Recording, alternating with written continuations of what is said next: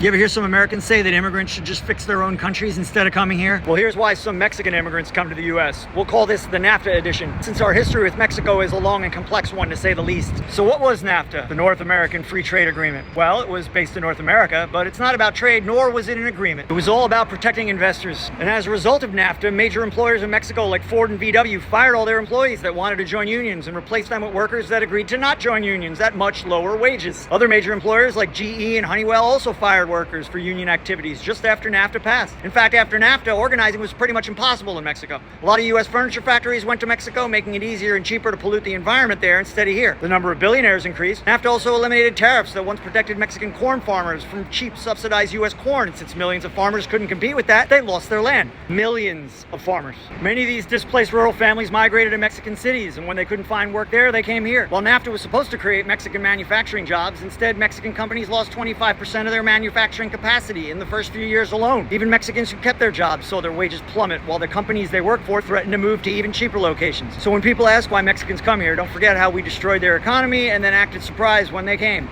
If you want to get organized and intentional about discussing things like this with like-minded individuals and figuring out what we can do together as a group, I created a community for you. The invite for my new Discord server is in my bio.